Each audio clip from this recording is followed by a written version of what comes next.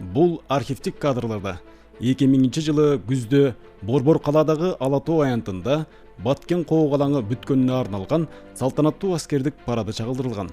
Бул парадтын алдында мамлекеттин алгачкы ажоосу, жогорудагы коогалаңдын учурунда каармандык кылган офицерлер, прапорщиктер жана аскерлерди мамлекеттик сыйлык менен сыйлаган. Бирок бул салтанаттуу иш-чарада аскердик чалгынчылар генерал-лейтенант Жумабек Асанкулов жана анын үзүңгүлөштөрү полковниктер Жумалы Кубатов, Адылбек Кадырбеков, Эрик Асаналиев, подполковник Айбек Мамытов мамлекеттик сыйлык менен сыйланган эмес. 1999 жылы Баткен коогалаңында Жумабек Асанкуловичтин тайпасынын жасаган эрдигине куралдуу күчтөрүнүн ардагери запастагы полковник Нурлан Молдошев күбө болот.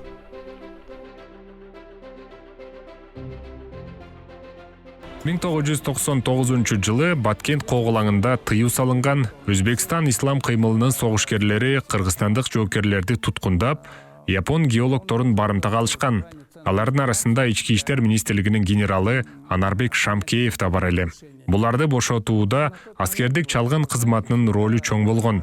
1992-98 жылдары Кыргызстандын аскердик чалгын кызматы чоң тажрыйба топтоого үлгүргөн. Куралдаштарым генерал Жумабек Асанкулов, полковниктер Жумалы Кубатов, Адылбек Кадырбеков, Эрик Асаналиев жана Айбек Мамытов дал ушул тажрыйбага таянып, туткундалган кыргызстандык аскерлер менен барымтага алынган япон геологторун Өзбекстан ислам кыймылынын чеңгелинен сууруп чыгышкан. Мен бул тарыхый окуяга күбө болгом. Эң өкүнүчтүүсү жогорудагы 5 офицердин көзү өтүп кетти. Алардын ойротто жок эрдиги көмүскөдө калды. Көп маалымат бул атайын операция боюнча азыркыга чейин мамлекеттик сыр бойдон калууда. Буга чейин 1993 жылы Түндүк Афганистандан атамекендик аскердик чалгынчылар 4 кыргызстандык жоокерлерди туткундан бошотуу операциясын ийгиликтүү өткөргөн. Эң чоң жетишкендик кан төгүлбөй, согушкерлерге эч кандай кун төлөнгөн эмес. Мындай уникалдуу операция постсоветтик Түркүстандын тарыхында алгачкы жолу болгон.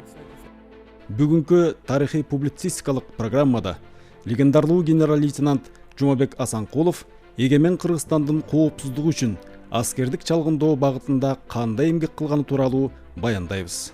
1991 жылы анын саясий эрки менен Атабейит көрүстөнү ачыкка чыгарылганы эгемен Кыргызстандын тарыхында чечүүчү ролду ойнодо. Бул тарыхый окуянын аркасы менен Кыргызстан көз карандысыз мамлекетке айланганын белгилүү коомдук ишмер, окумуштуу жана публицист Роза Айтматова мындай деген пикирин айтты.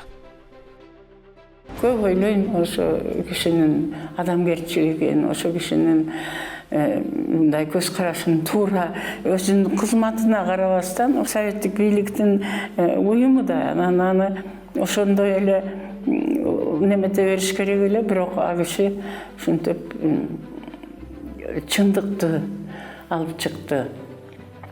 Ошо 30 август болчу. Анан эртеси 31 августта эгемендүүлүктү жарыялашты. Бул дагы мага абдан мындай бир символикалык болуп көрүндү да.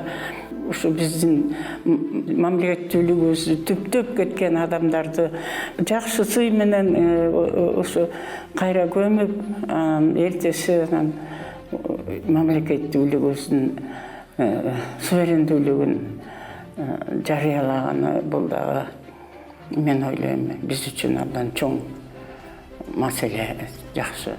Генерал Асанкулов дайыма үзөңгүлөштөрүнө атамекен үчүн ак тилден кызмат кылууга кайрылганын, анын шакирти СССРдин атайын кызматынын ардагери, отставкадагы полковник Чоро Мураталиев эскерди.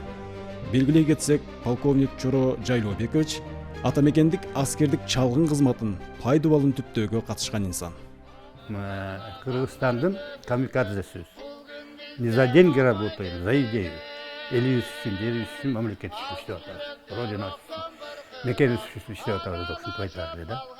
1967 жылы 40 жашында Кыргыз СССРнин мамлекеттик коопсуздук комитетинин төрагасы болуп, Орто Азия менен Казакстандагы жергиликтүү калктын арасынан дайындалган биринчи жетекчи болгон.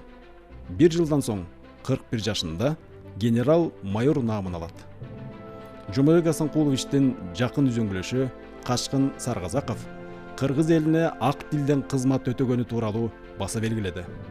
Ал СССРдин Коопсуздук комитети жана Кыргызстандын чалгын кызматынын ардагери, отставкадагы полковник. 40 жыл иштеди.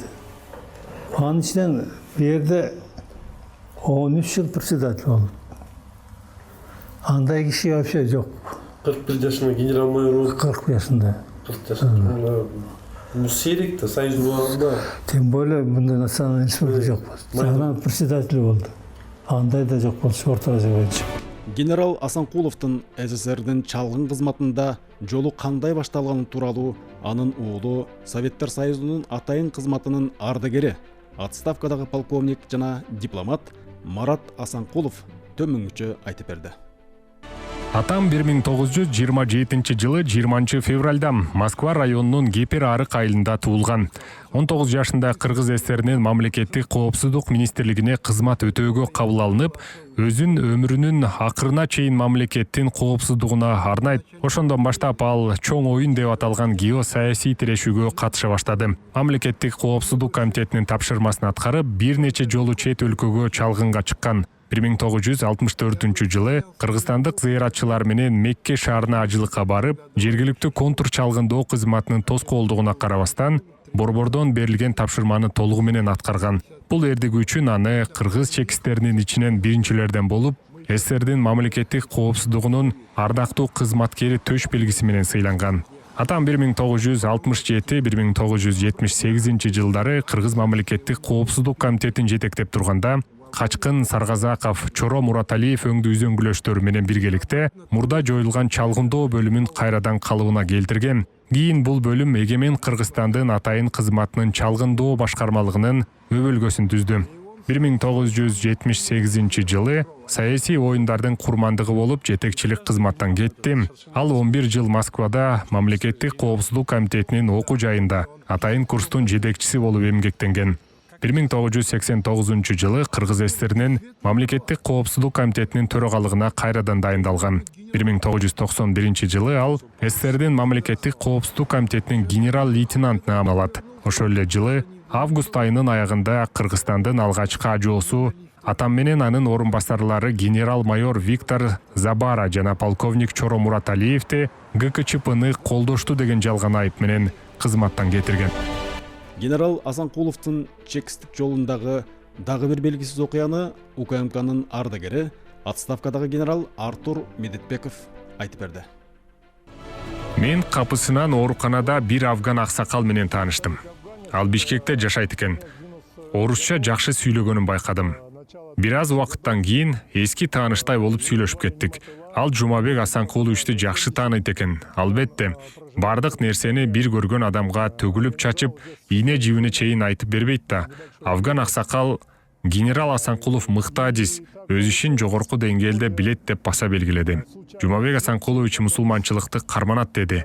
Көрсө ал Афганистан боюнча генерал Асанкулов менен чогуу кызматташкан экен. Советтер Союзу ыдырагандан кийин Афганистандан чыгып кетиптир. Андан кийин Кыргызстанда баш баанек тапкан окшойт. Анын колунда кыргыз паспортун көрүп калдым. Ошондо эч ким тааныбаган афган аксакал Жумабек Асанкуловичке суктанып жогорку мүнөздөмө бергенине абдан таң калдым. Менин аты жөнүм Владимир Тимофеев. Мен сокулуктун кулуну болом. Аскердик жолум Кыргыз ССРинин мамлекеттик коопсуздук комитетинде башталган. Азыркы күндө Москвада жашайм. Россия Федерациясынын федералдык коопсуздук кызматынын ардагеримин. Отставкадагы генерал-лейтенантмын. Генерал-лейтенант Жумабек Асанкулов тууралуу айтсам, анын баскан жолу ар бир кыргызстандык жаран үчүн чыныгы үлгү. Бүгүнкү күндө аны менен чогуу кызмат өтөгөндөр бул тарыхый факт менен сыймыктанышат. Менин атам Жумабек Асанкулович менен Ташкент шаарындагы чекистерди даярдаган мектепте 2 жыл чогуу окуган. Экөө ошол учурдан баштап достошкон, ата-энемдин үйлөнүү тоюнда күбө болгон. Анын уулу Марат менен университетте чогуу окудук. Жумабек Асанкулович менен атам Кыргыз ССРинин мамлекеттик коопсуздук комитетинде чогуу иштеген. Андан кийин жогорку окуу жайды бүткөн соң, мен да генерал Асанкуловдун кол астында иштедим. Жумабек Асанкулович абдан калыс адам эле. Ошол эле убакта аябай көргөч болчу. Ал 1989-1991 жылдары Борбор калаада митингге чыккан жаштардын лидерлерин чакырып, тил табышкан. Муну менен баш аламандыкка жол берген жок. Генерал Асанкулов эч качан бой көтөрчү эмес. Ал бийлик жана байлыкка такыр кызыккан жок. Генерал Асанкуловдун шагирти Качкын Саргазаков 1978-1988 жылдары Тажикстандын Тоолу Бадахшан автоном облусунун борбору Харок шаарында жана Мургап районунда коопсуздук багытында иштеген.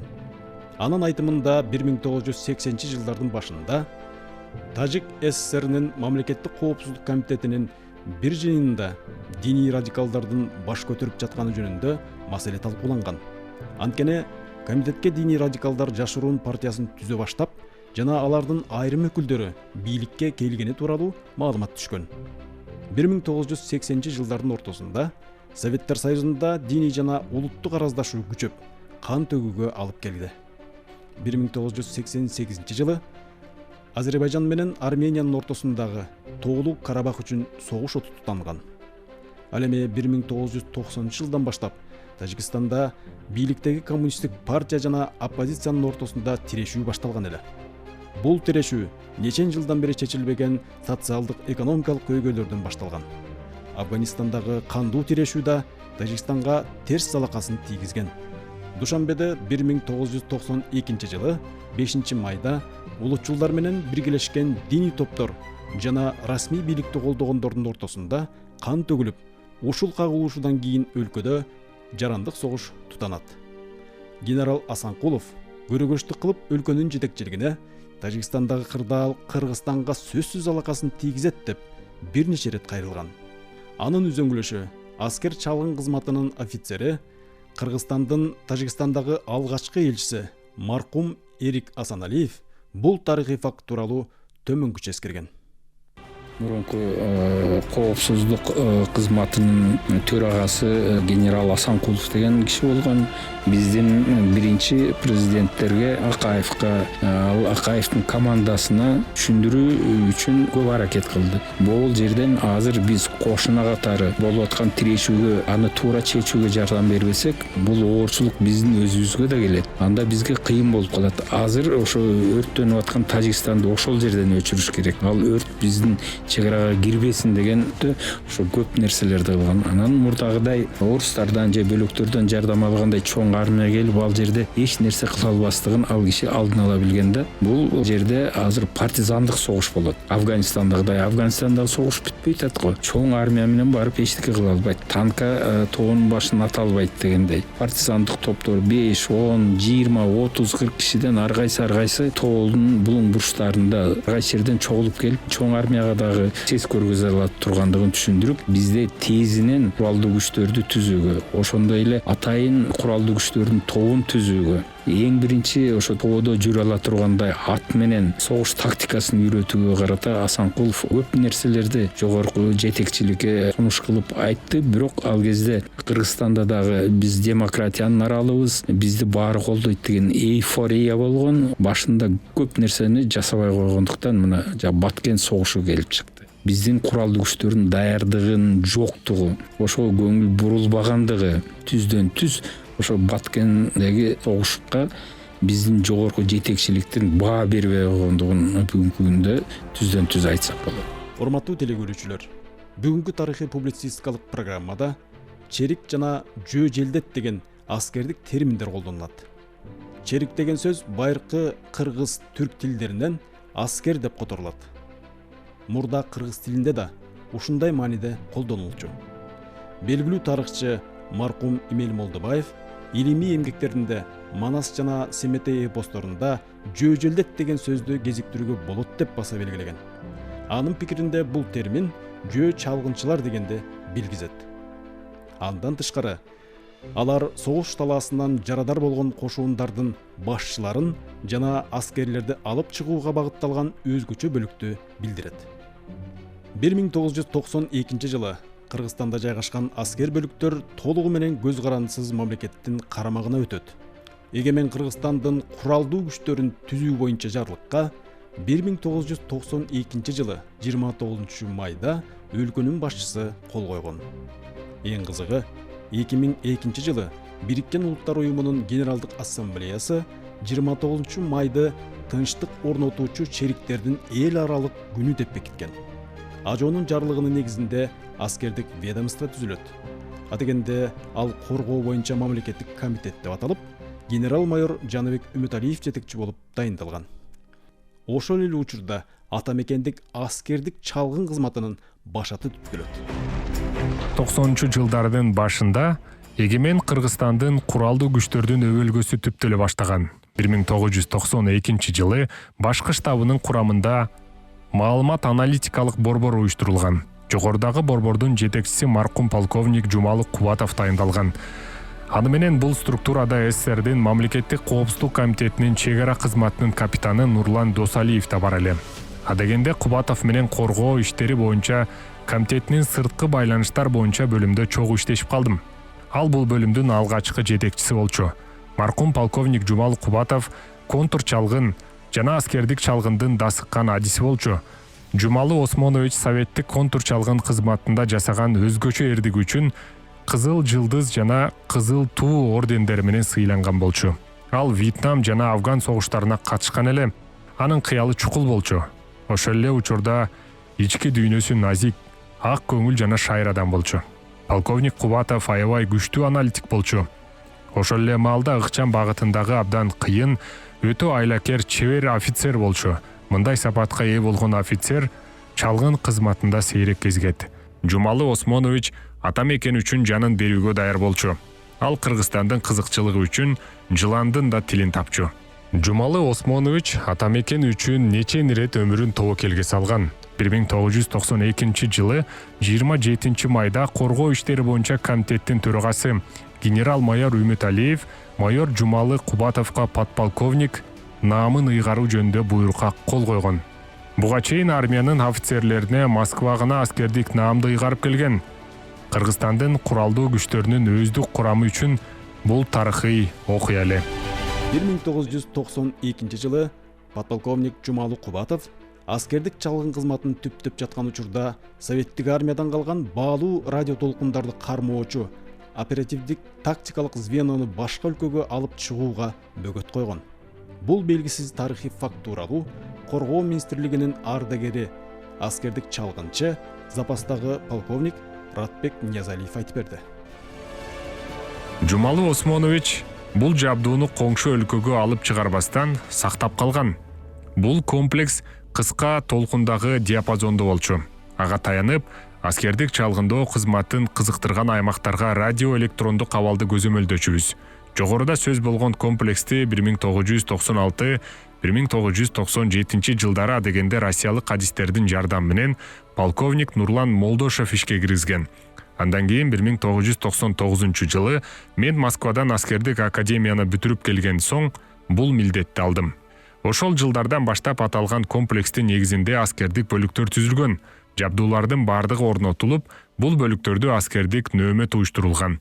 Ошентип бул жабдууларды 2005 жылга чейин башкы аскердик штабтын кызыкчылыгында пайдаланганбыз. Кыргызстандын куралдуу күчтөрүнүн ардагери, отставкадагы полковник Абдрахим Раджапов Тажикстандагы кандуу тирешүүнүн күбөсү болду. Белгилей кетчү жагдай, Абдрахим Бакирович 1992-1995 жылдары Тажикстандын куралдуу күчтөрүндө кызмат өтөгөн. 1995-98 жылдары жамааттык тынчтык орнотуучу күчтөрүнүн штабында Кыргызстандын коргоо министрлигинин өкүлү болуп иштеген. Тажикстандагы жарандык согушта бир туугандар бири-бирине каршы согушкан. Мисалы, атасы кичүү уулу менен расмий бийликтин катарына өтүп, оппозицияга каршы согушкан. Ал эми калган 3 уулу согушкерлерге кошулуп, расмий Душанбеге каршы салгылашты. Жарандык согуштун учурунда эки жак бири-бирин аябастан мыкаачылык менен өлтүргөнүн көрүп жаныман түңүлгөм.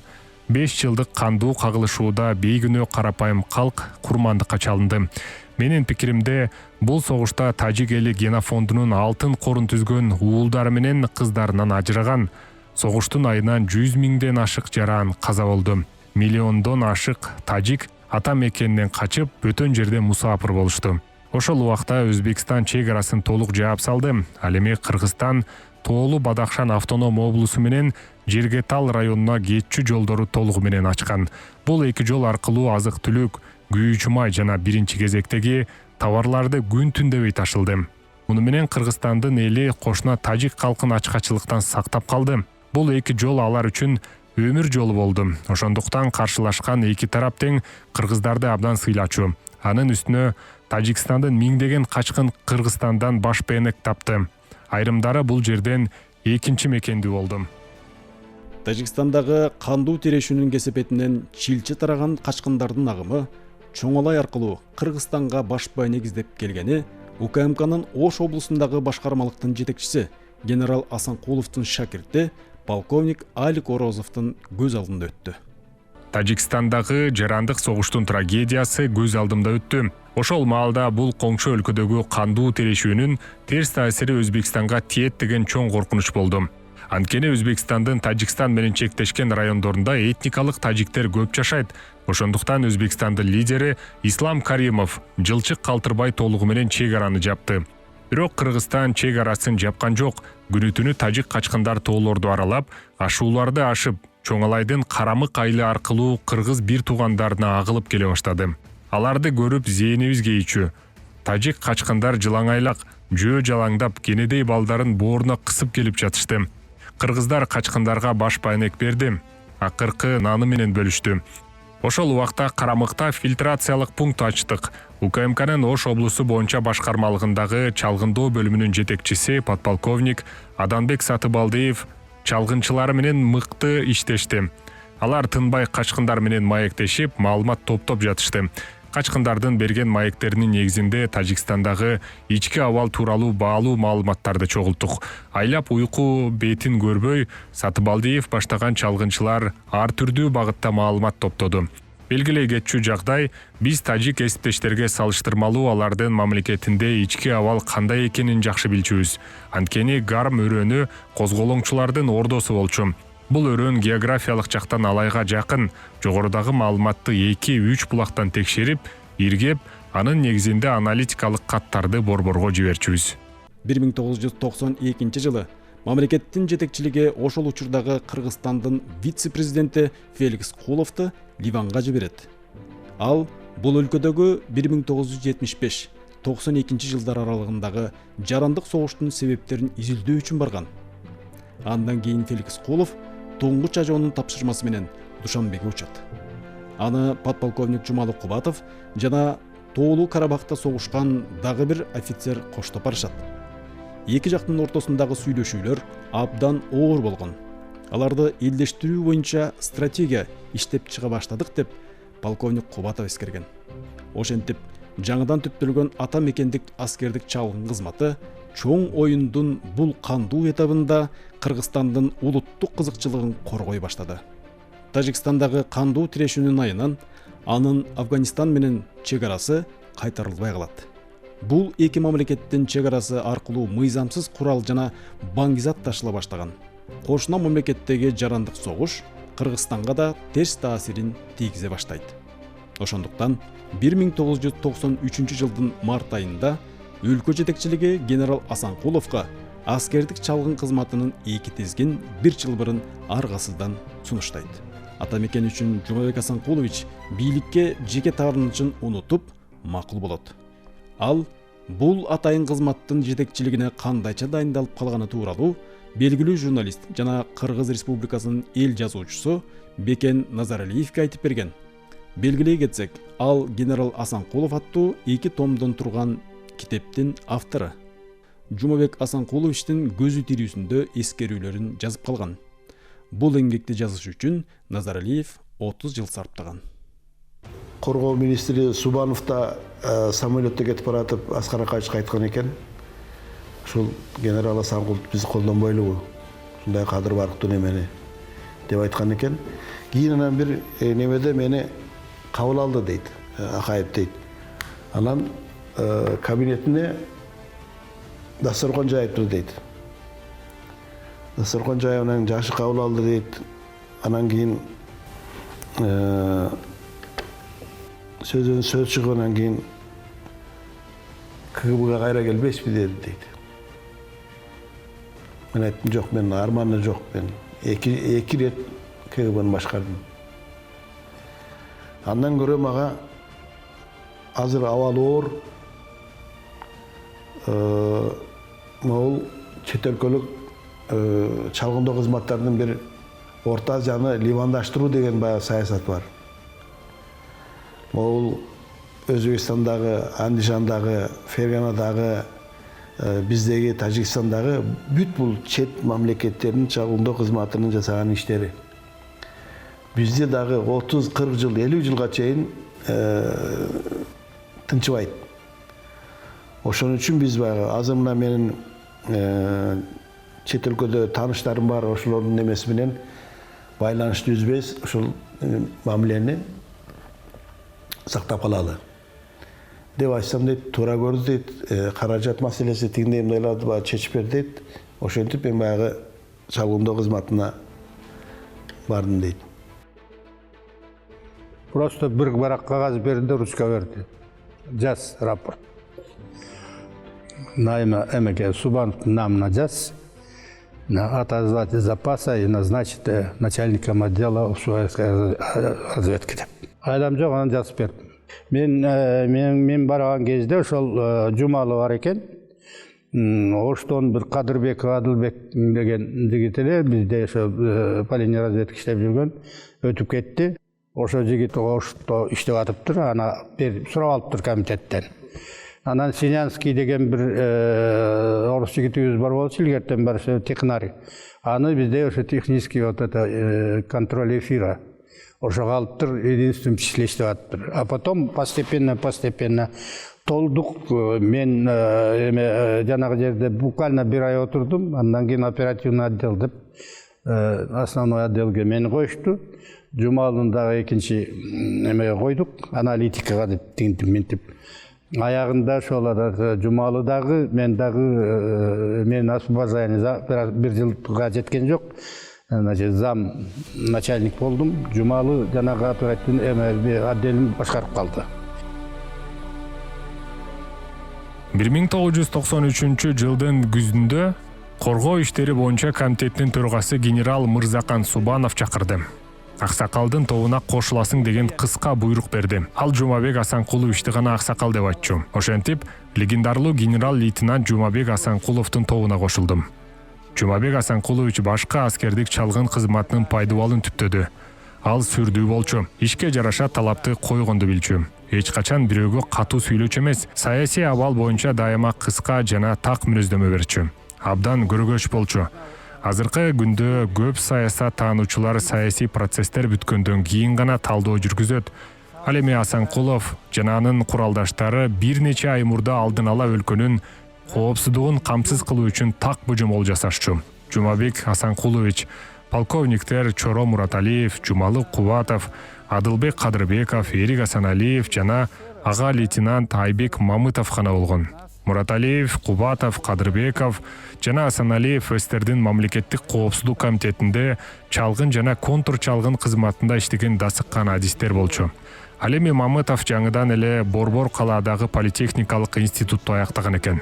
Полковниктер Чоро Жайлаубекович менен Жумалы Осмонович Айбекти кыска убакыттын ичинде аскердик чалгын кызматынын ийне жибине чейин үйрөтүштү. Айбек Тажикстандын Тоолу Бадахшан аймагындагы кыргыз тынчтык орнотуучу батальонунда кызматын өтүп, борборду баалуу маалыматтар менен камсыздап турду. Полковниктер Чоро Мураталиев менен Эрик Асаналиев француз тилин билишчү. Ал эми Адылбек Кадырбеков кытай тилин билчү. Жогорудагы 6 офицер жетекчиликти Борбор Азиядагы аскердик саясий жана социалдык экономикалык абал тууралуу так маалымат менен камсыздап турду. Кошуна Тажикстандагы жарандык согушка өзгөчө көңүл бурулган.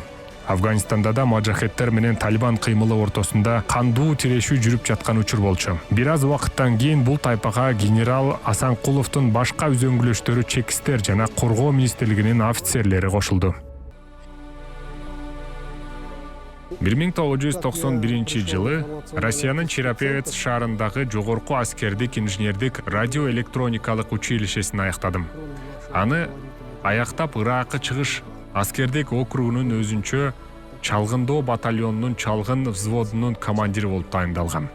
Советтер Союзу урагандан кийин Кыргызстанга кайтып келип, Улуттук гвардиянын ротасынын командири болдум. 1993 жылдан баштап генерал-лейтенант Жумабек Асанкулов менен чогуу иштешип калдым.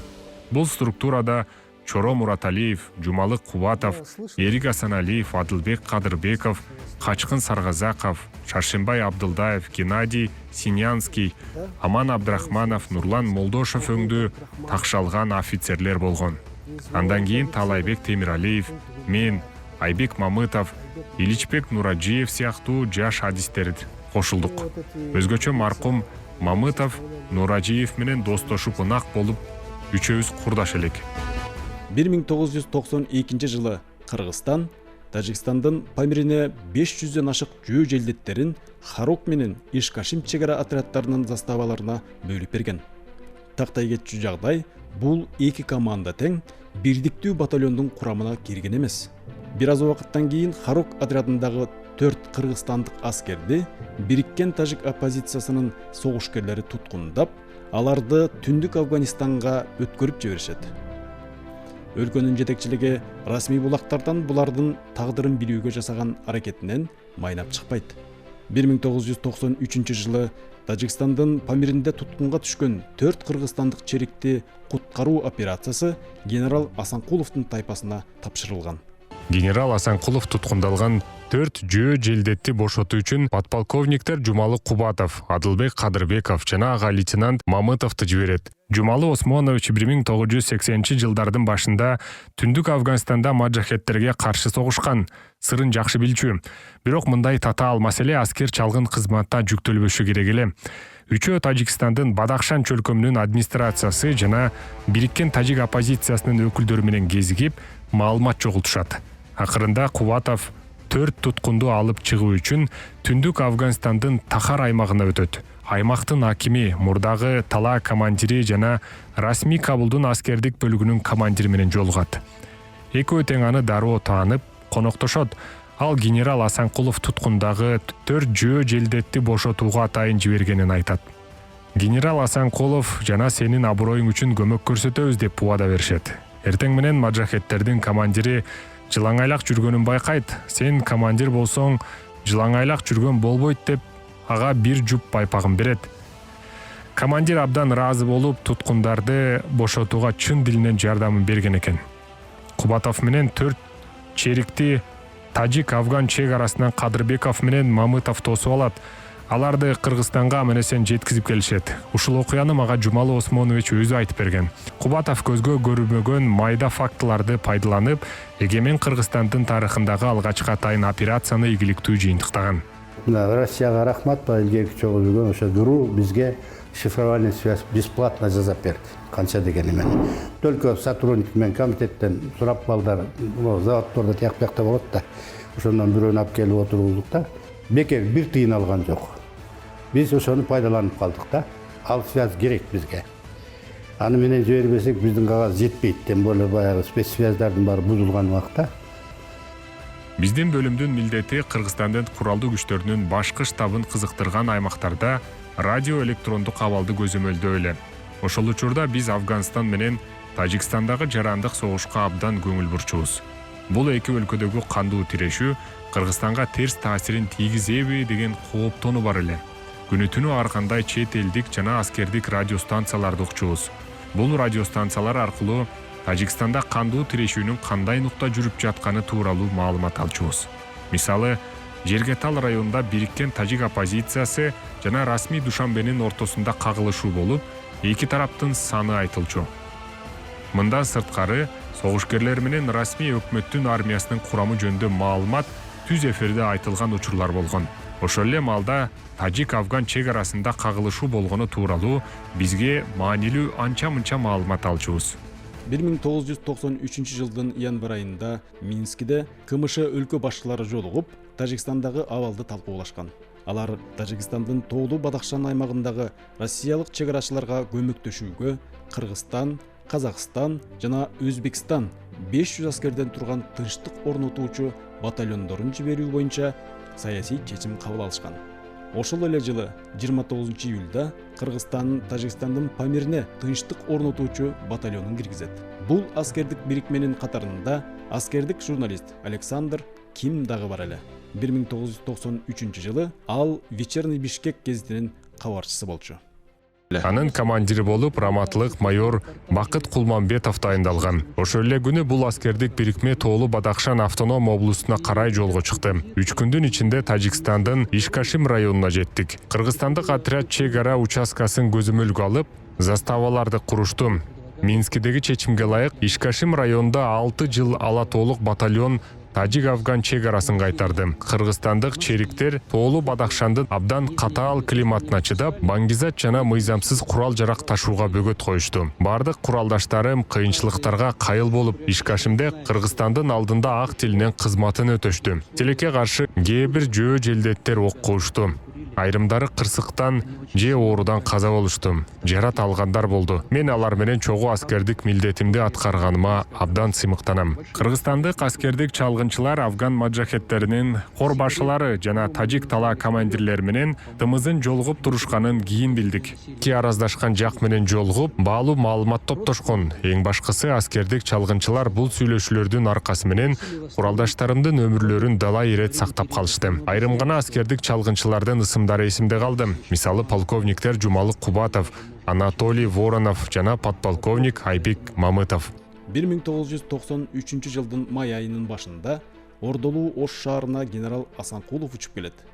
Ал УКМКнын Ош облусу боюнча башкармалыгынын жетекчиси, өзүнүн шакирти полковник Алик Орозовго жолугат. Ага Орозов кошуна өлкөдөгү кандуу тирешүүнү токтотуу үчүн Расмий Душанбе менен бириккен тажик оппозициясынын бир малага келтирүү абзел деген пикирди айтат. 1993 жылдын 2 жарымынан кийин башкы аскердик чалгындоо башкармалыгы Расмий Душанбе менен бириккен тажик оппозициясынын ортосундагы сүйлөшүүдө сөзсүз Бишкек ортомчу болушу керектиги тууралуу маалыматты өлкө жетекчилигине жеткирет. Бул маалыматта полковник Орозовдун да пикири камтылган болчу. Генерал Асанкуловдун сунушуна таянып, мамлекеттин алгачкы башчысы КМШнын саммиттеринин биринде Тажикстанда эки каршылашкан топту илдештирүү керек деген демилге көтөрүп чыккан. Өзбекстандын чегарасы бар, анча-мынча да. Казакстандын чегарасы жок, Тажикстан менен. Биздин чегарабыз бар. Ошон үчүн биз кызыктар болдук. Булар жанагы немеге столго отуруш үчүн да, переговорга. С первых дней жанагы практически там жанагы башталганда гражданство. Ошондон баштап какылдап какша эле жазып аттык да. Дагы отургузалы, посредник болуп берели. То есть не биз эмес, эми жетекчилер Акаев болуп бериш керек эле, посредник. Шуларды отургузуп, ийге келтирип эметели да. Өздөрү да сөз кылып атышты да. Неме кылалы, сүйлөшөлүп тигип кетет. Өлкөнүн жана саясий ведомствонун жетекчилиги Асанкуловдун тайпасынын маалыматына таянып, бул коңшу мамлекеттен куралдуу топтордун Кыргызстанга агылып киришине бөгөт койгон. Андан тышкары Жумабек Асанкуловичтин тобу коңшу мамлекеттердеги саясий жана социалдык экономикалык абалды ичинен билчү. Күн сайын бул маалыматты Кыргызстандын жетекчилиги билип турган. Генерал Асанкулов, полковниктер Кубатов, Кадырбеков жана Асаналиев Расмий Душанбе менен бириккен тажик оппозициясынын төбөлдөрү менен такай жолугуп турган. Бул чыгаан офицерлердин талыкпаган эмгегинин аркасында эки каршылашкан топ бир пикирге келди. Муну менен Борбордук Азияда мындай ири кандуу кагылышуулар болгон жок. Генерал Асанкуловдун тайпасы өлкөнүн аскердик дипломатиясына чыйыр салды. 1994 жылы мен чөт өлкөдөгү жогорку окуу жайга өттүм. Жумабек Асанкуловичке рапорт менен кирдим. Ал алгачкы ирет менен 1 саат сүйлөштү. Мага ата катары кеңешин берди. Кечинде офицердик салт боюнча ажыраш аяк бердим. Бул ак дасторкондо Жумабек Асанкулович, полковниктер Чоро Жайлобекович, Жумалы Осмонович, Адылбек Кадырбекович жана Эрик Акматбаевич менен даамсыздык. Алар мага ак батасын беришти. Бул кече өмүр бою эсимде калды. Мен бул тарыхый инсандар менен куралдаш болгонума сыймыктанам. 1994 жылдын май айында Москвадагы Расмий Душанбе жана бириккен тажик оппозициясынын ортосундагы сүйлөшүүлөргө кыргызстандык аскердик чалгынчылар полковниктер Жумалы Кубатов менен Эрик Асаналиев катышкан. Эрик менен Осман, то есть Жумалы менен Эрикти Москвага жөнөттүк. Москвада болду биринчи отурушу булардын. Медтажик переговору. барып анан жакшынакай таанышып баары менен эметип алышты да. Значит, ошондон анан баштап алар менен контакт болуп, жанагы комиссиянын мүчөлөрү менен баары менен эрик баарын тайке кылып алды.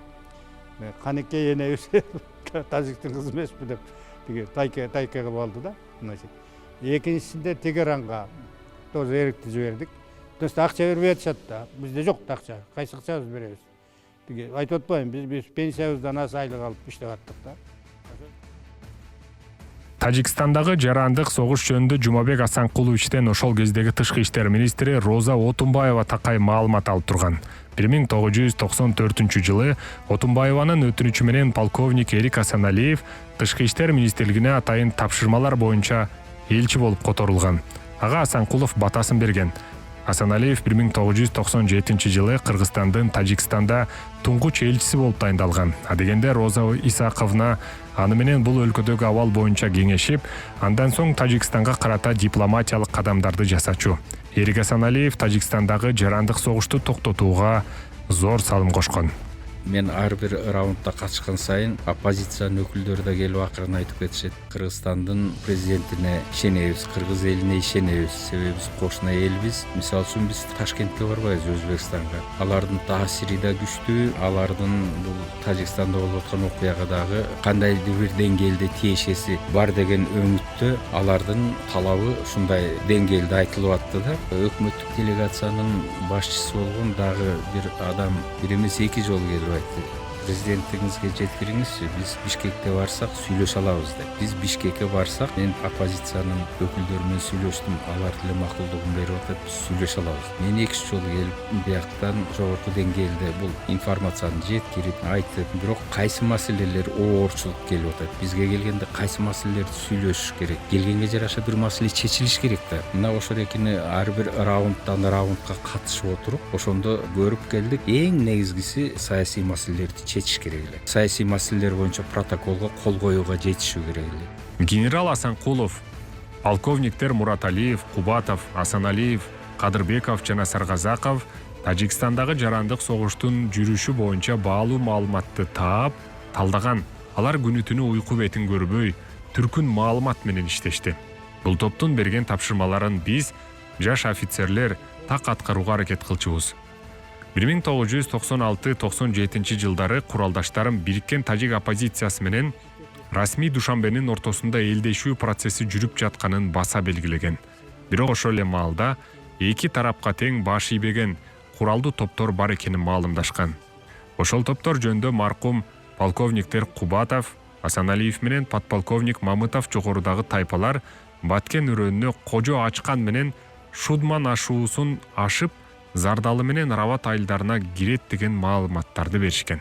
1996 жылы майда мени генерал-лейтенант Жумабек Асанкулов чакырды. Ал Баткен чөлкөмүндөгү чегара көйгөйү боюнча макала жазып бер деп өтүндү. Нече жылдан бери өлкөнүн жетекчилиги бул аймактагы татаал чегара маселесине көңүл бурбай келген. Жумабек Асанкулович атайын кызматтын өкүлү катары ушул көйгөйдү терең изилдеген. Генерал Асанкулов бул көйгөйдүн кесепетинен кан төгүлүп кетээрин алдын ала билген. Анын куралдаштары чегара маселеси боюнча материалдарды көрсөтүштү. Жогорудагы материалдарга пайдаланып, макаланы жазып бүткөн соң, мага бир көрсөтүп кой деди Жумабек Асанкулович. 3-4 күндүн ичинде аскердик чалгындоо кызматынын берген маалыматтарына таянып, макала жаздым. Андан соң генерал Асанкуловго көрсөттүм. Ал бир сыйра текшерип, кээ бир жерин оңдоду. Мен айткан көйгөйдү так аныктап жазыптырсың. Сен бизге чоң жардам бердиң. Сага рахмат деп, ал жактырып гезитке чыгарууга уруксатын берди. Бул макала Вечерний Бишкек басылмасында тажик өрүгү кыргыздын базарында чачылып кетпесин деген аталыш менен чыкты. Жумабек Асанкулович ушул макала аркылуу өлкөнүн жетекчилигинин Баткен аймагындагы чегара көйгөйүнө көңүл бурдургусун келген. Анын көрөгөчтүгүн мезгил далилдеди.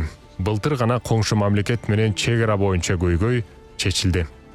Генерал Асанкуловдун тайпасы Тышкы иштер министрлиги менен биргеликте ыкчам маалыматтарды аябай талдап, Тажикстандагы жарандык согушту токтотуу боюнча мамлекеттик деңгээлде стратегия иштеп чыгышкан. Бишкек Тоолуу Карабах кагылышуусун токтотуу боюнча тажрыйбаны колдонот.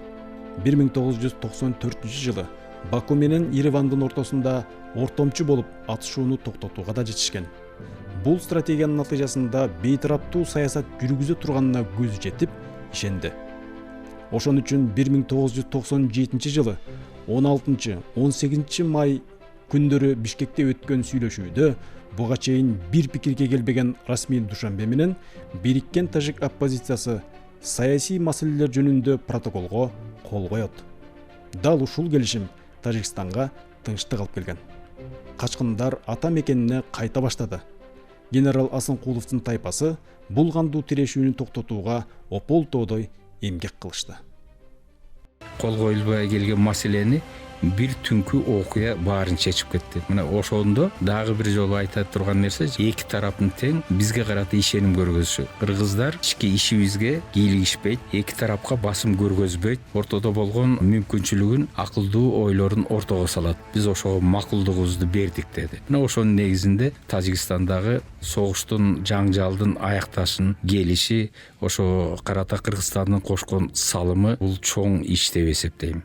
Жаңы түптөлдүк, мына ал учурда кадр маселеси оор турган, финанс маселеси оор турган. Мындай сүйлөшүүлөргө мурдатан эч ким катышкан эмес, билген эмес. Тажрыйба жок. Баштан аяк ушу бир ишке катышкандын жыйынтыгы деле Казакстан, Түркмөнстанга окшоп эчтекеге даярдык жок эле келгиле деп койсок, жаңкыдай эле жыйынтык болмок ошол сыяктуу. А бул жерде баардык жана болуп аткан сүйлөшүүлөрдүн жүрүшүн анализ кылып, ошонун жыйынтыгы эмне менен бүтөөрүнө баа бергендигине байланыштуу. Эки тарап бүгүн даяр болду, бышып жетилди деген учурдаганан чакырып алып келип туруп, анан ушул жерден кол койдуруп, Бириккен Улуттар Уюмунун ОБСЕнин алкагында канча конфликттер азыркыга чейин ошо кандай болсо ошол деңгээлде жатат. Биринчи жолу Бириккен Улуттар Уюмунун ортомчулугу менен өткөн сүйлөшүүлөрдүн ийгиликтүү аякташы кыска мөөнөттүн ичинде.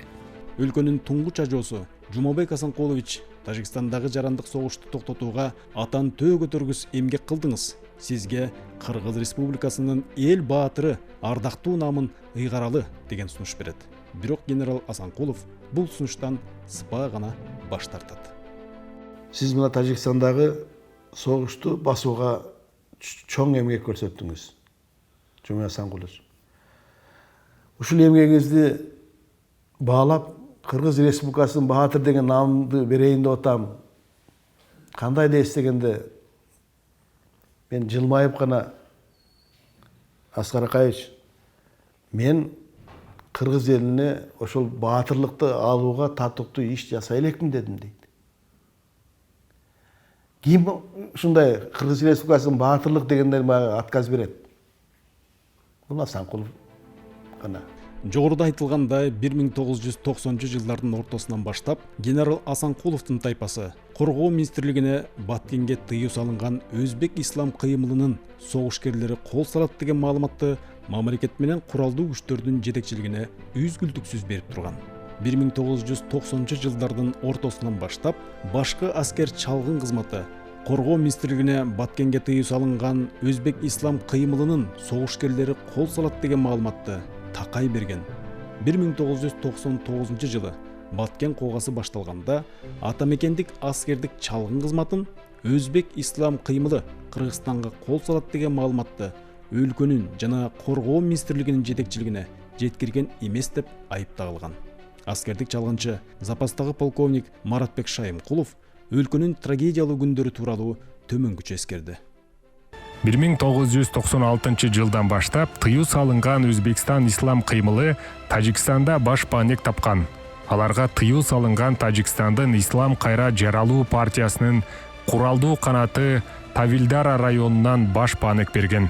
Бул террордук уюм жерге тал Тавилдара тоолу Бадахшанда лагерлери бар эле. Бул эки террордук уюм тыгыз кызматташчу. Кандуу кагылышуунун кесепетинен Тажикстандын 60% бийликтин көзөмөлүнөн чыгып кеткен.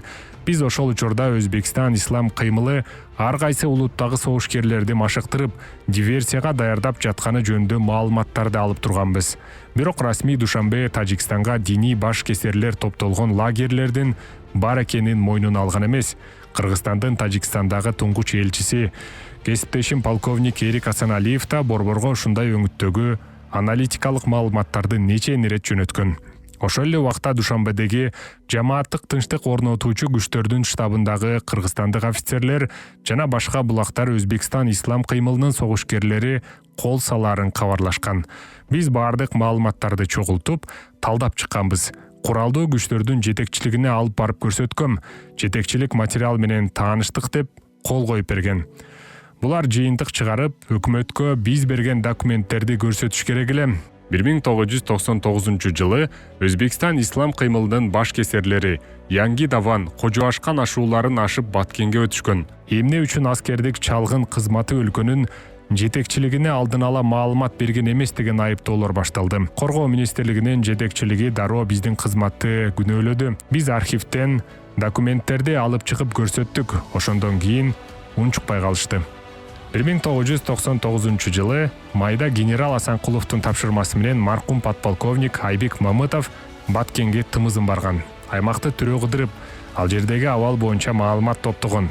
Командачылыкка Тажикстандын Жергетал жана Тавилдара райондорунда жайгашкан Өзбекстан ислам кыймылынын тайпалары Кыргызстан менен Өзбекстанга өтүүгө умтулат деп маалымат берген. Бул маалыматты бир нече булактар боюнча текшерилген. Жогорудагы маалыматтын негизинде аналитикалык кат жазылып, өлкөнүн жетекчилигине маалымдалган. Эгерде мамлекеттин жетекчилиги бул маалыматка көңүл бурганда, Баткендеги трагедия болмок эмес.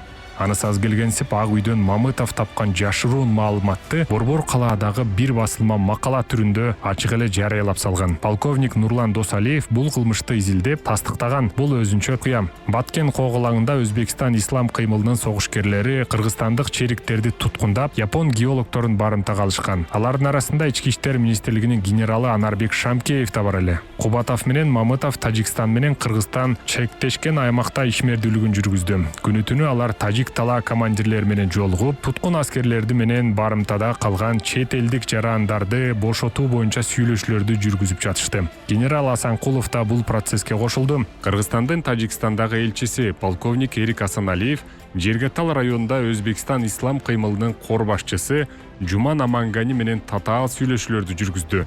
Ошол убакта кесиптешибиз Адылбек Кадырбеков өкмөттүн аппаратында иштечү. Ал Тажикстан жана Баткенден жиберилген маалыматты тыкыр талдап, мамлекеттин жетекчилигине доклад даярдап турду. Куралдаштарым туткундалган кыргызстандык аскерлер менен барымтага алынган япон геологторун Өзбекстан ислам кыймылынын чеңгелинен сууруп чыгышты. Мен ошол учурда Кыргыз Республикасынын Коопсуздук кеңешинин мүчөсү болчумун. Ошондуктан бул атайын операция көз алдымда өттү. Бул жерде кенчин дипломатия өзүнүн ишин аткарды деген менен элдер билбейт, муну аскерлер гана тозду бүттү деп. А дипломатия баштан аяк катышты да. Мисалы үчүн мен ошол жерде эле Афганистандын президенти Раббани менен, Панжшерде отурган Масуд менен, Өзбекстандын ислам кыймылынын жетекчиси Жуман Амангани менен мына биздин атайын кызматтын кишилерине контакт кылганга, түздөн түз чыгып сүйлөшкөнгө, же болбосо жана байланыштар, же болбосо барымта алган жана япондорду чыгарганга жаңкыларды ортомчуга салып аракет кылдык. Биз өзүбүздүн ишибизди тымызын гана аткарганга туура келди и ошондой болуш керек негизи. 2000-жылдардын башында Жумабек Асанкулович оорунун айынан Москвага көчүп кетүүгө мажбур болгон. Ал жерден ага дарыланууга Россиянын атайын кызматы чоң көмөк көрсөткөн. 2007 жылы узак оорудан кийин Москва шаарында каза болгон. Ага ата мекендин топурагы буйрган жок. 2012 жылы УКМКнын төрагасы Шамил Атаханов ардагерлердин демилгесин колдоп, Жумабек Асанкулович жашаган үйдө ардак тактаны орнотот. Россиянын кыргызында Асанкуловдун бурчу бар. Сүрөттөрү менен, тигиплары менен баарын таржымалын жазып коюп койгон. Жанагы тарих представлен китептин баарын бирөөнү алып барып орусчасын Алиев коюп келди баягысы. Тилекке каршы Борбор калаада генерал-лейтенант Жумабек Асанкуловдун ысымы менен аталган бир дагы көчө жок. Ага арналган эстелик жок болгону да абдан өкүндүрөт. Келерки 2027 жылы анын 100 жылдык мааракеси болот. Эмдиги тарыхый публицистикалык программада ата мекендик аскердик чалгын кызматынын көк жалы маркум полковник Жумалы Кубатов жөнүндө баяндап беребиз.